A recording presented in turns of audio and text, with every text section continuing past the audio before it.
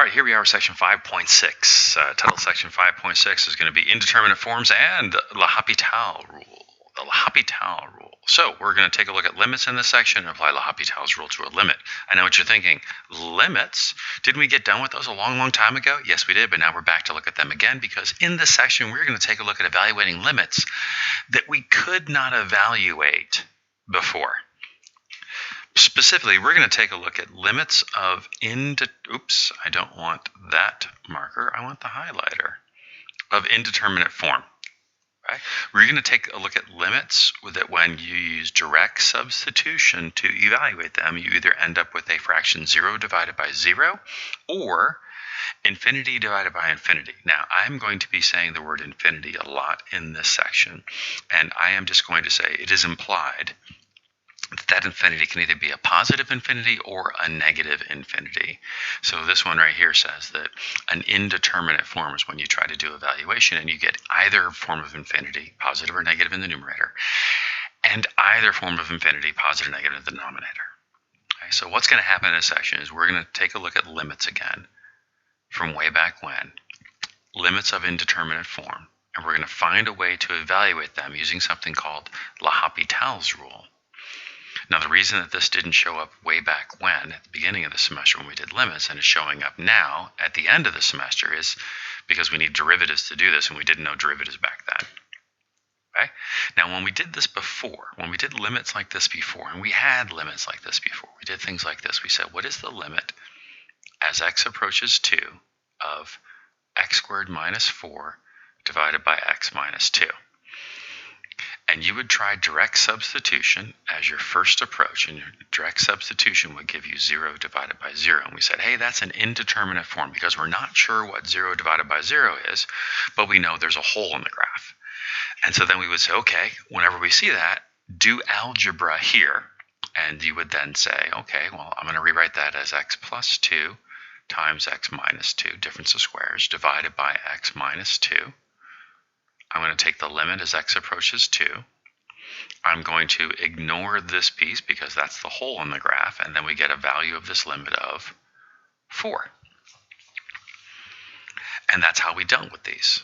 In this section, we're going to take a look at problems that evaluate out the same way, that we get 0 divided by 0, but where this doesn't work, something that isn't factorable, or something that can't be algebraically manipulated to make it work. It's just something that isn't going to happen. Okay? For example, here's our first example. Okay?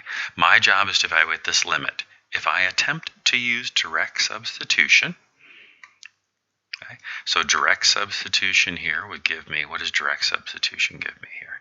Direct substitution gives me e to the 0 minus 1 over 0. Well, e to the 0 is 1, so that's 0 divided by 0.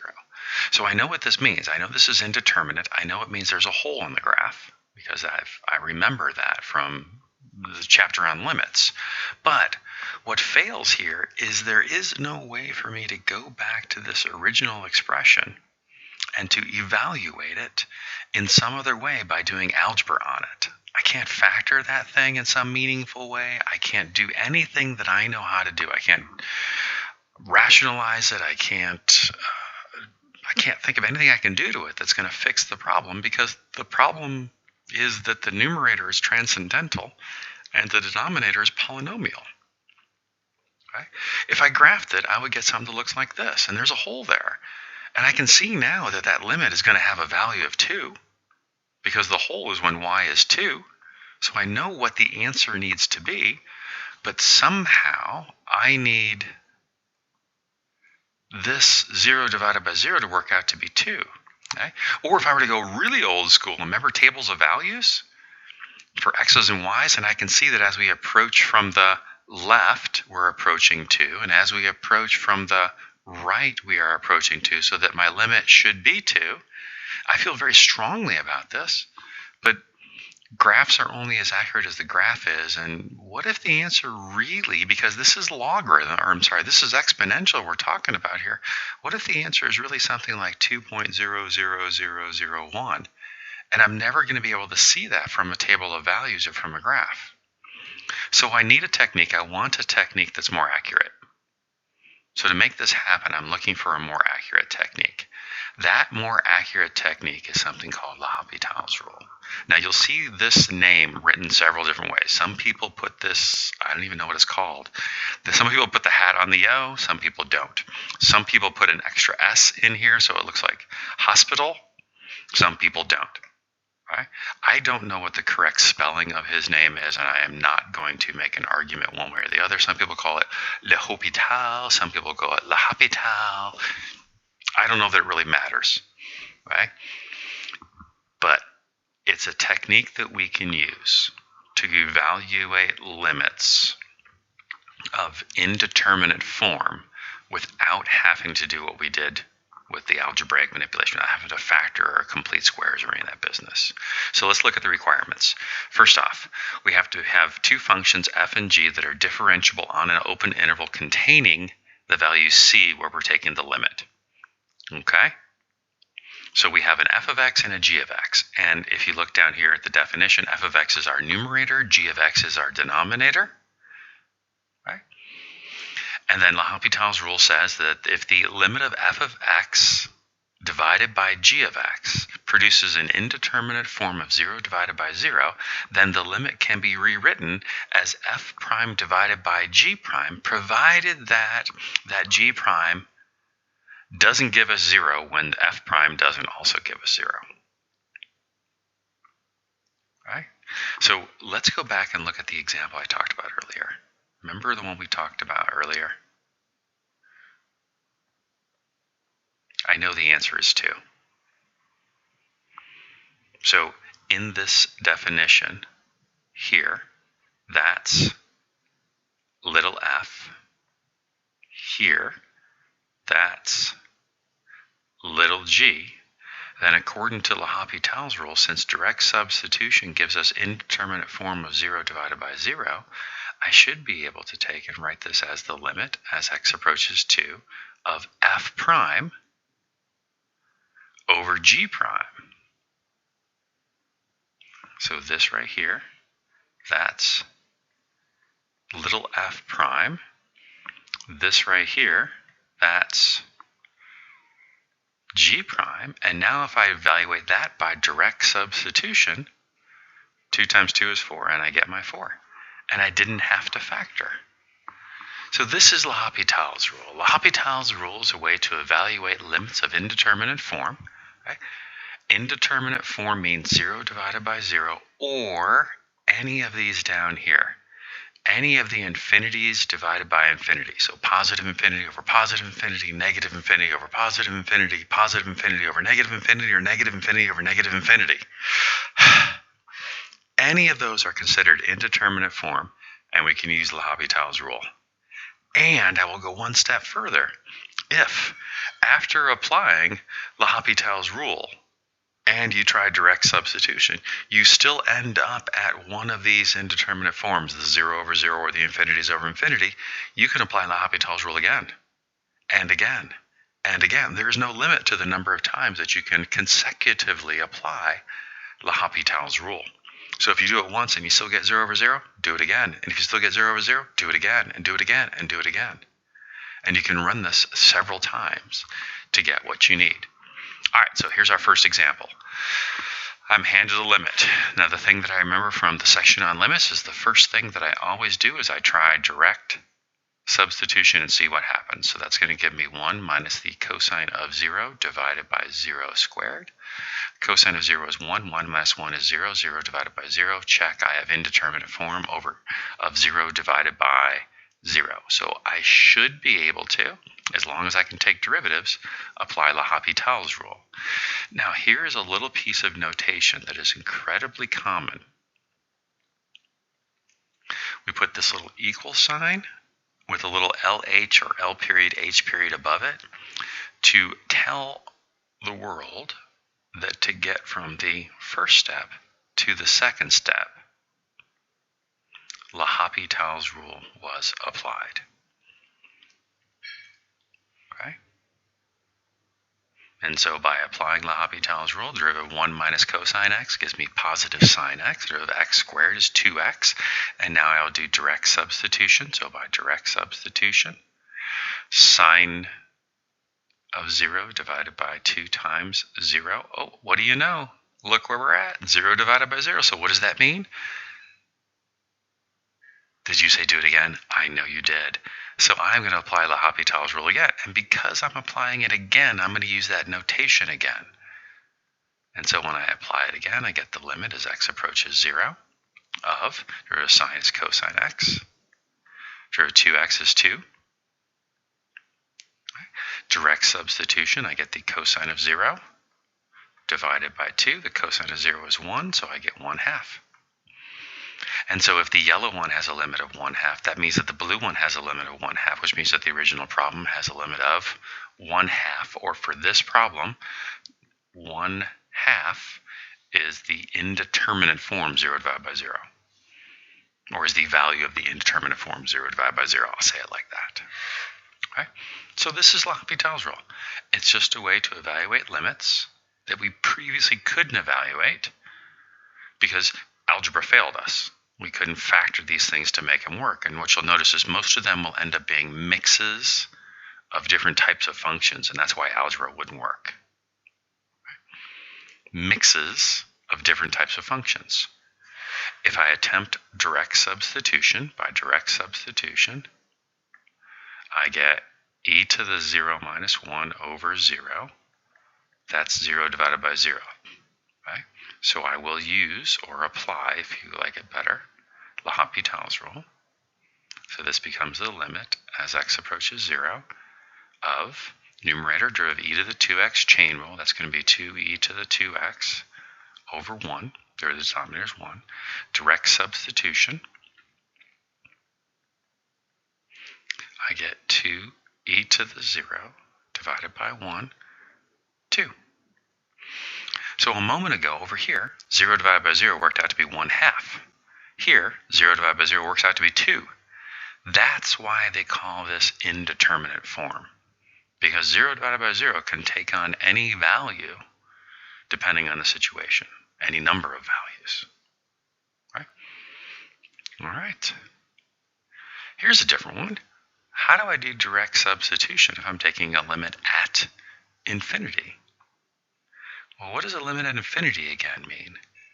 Well, a limit at infinity says make x really, really, really big, in this case positively large, and see what happens. Right? Well, when x gets really, really large, positively really, really large, natural log also gets really, really large. And x gets really, really large. And we end up with infinity divided by infinity. Now, if you're wondering, what do you mean x gets really, really large? Well, here's a graph of the natural log function, right? And so as x approaches infinity, what does the natural log of x approach? Well, this graph is increasing, so it's going up and up and up. So it's also approaching infinity. Here's a graph of y equals x. That's the denominator, right? So as x approaches infinity, what does the graph approach? Well, the graph also approaches, keeps going up and up and up and up. So our y value, which is equal to x, y equals x, approaches infinity also. And so since both of these approach infinity, this is an indeterminate form, and I will attempt to use L'Hopital's rule. So by L'Hopital, I'm going to get the limit as x approaches infinity of the natural log is 1 over x over 1, which is, and I'm going to undo what I just did, and I'm going to rewrite this because I need to clean that up. Now you'll notice that I did not write the LH again. I only write the LH when I'm actively applying L'Hopital's rule. And now I'm to here. 1 over x divided by 1 is just 1 over x. And then what happens to the value of the fraction 1 over x as x gets larger and larger and larger? Well, as x gets larger and larger and larger, the value of 1 over x gets smaller and smaller and smaller, or we can say that it approaches 0. Okay?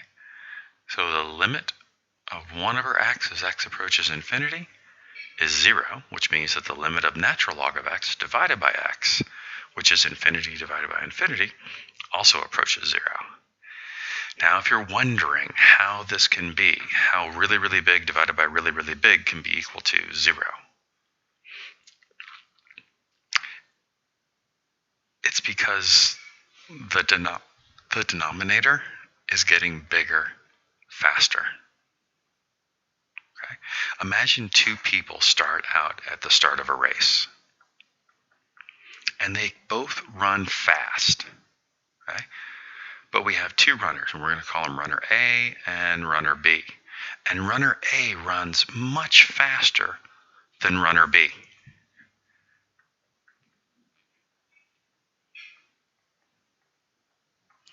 Now, if both of these runners run for forever, that is, if x approaches infinity, well, they're both running, so they're both going to cover a distance that will also approach infinity. But the runner A, by running faster, is going to cover more ground or approach infinity faster than runner B will approach infinity. It'll take him longer to get there because he's running slower. And so if my numerator is the slow runner and my denominator is the faster runner, even though both of them are going for forever and going to approach infinity, the value of that ratio, since the denominator, the faster runner, is getting bigger faster, the value of that fraction keeps getting smaller and smaller and smaller and smaller and smaller until at some point it gets so small that we just call it 0, or we say that it approaches 0. Okay? That's L'Hopital's rule. Okay? Same kind of thing is going to be questioned here. I'm supposed to take the limit of x squared divided by e to the negative x as x gets very, very large negatively. Okay? So what's going to happen? Well, if I apply direct substitution, I get negative infinity squared, which is infinity, over e to the negative infinity, but that's e to the infinity, which is infinity. So I got infinity divided by infinity. That's an indeterminate form. So I'm going to use L'Hopital's rule to evaluate it. So by L'Hopital's rule, I now have the limit as x approaches negative infinity of 2x over negative e to the negative x. Remember, chain rule downstairs. E to the negative x is e to the negative x times negative 1. Right? But if I attempt to apply L'Hopital's rule by direct substitution here, I get 2 infinities. Actually, negative 2 infinities upstairs. And what I get? I got negative e to the infinity downstairs. So that's negative infinity over negative infinity. That's still indeterminate. And so I'll apply L'Hopital's rule again, because it's another application of the same rule. I make sure I write down that notation. Still approaching negative infinity. My numerator is now 2. My denominator is now back to positive e to the negative x. Right? Direct substitution. I get 2 divided by approaching infinity, really, really large, which means really, really small. How small? Well, we're going to call that 0.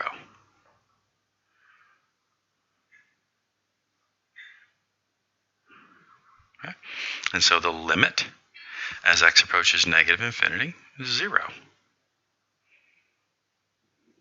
And if the limit of the brown is 0, that means the limit of the purple is 0, which means the limit of the original function, infinity divided by infinity, is 0.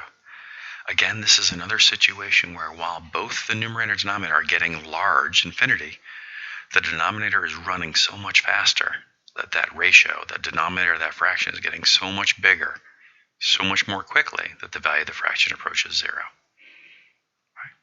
That's about 20 minutes, and there's way more to do. So I'm going to call it good for video number 1, and then we'll come back and take a look at more in video number 2.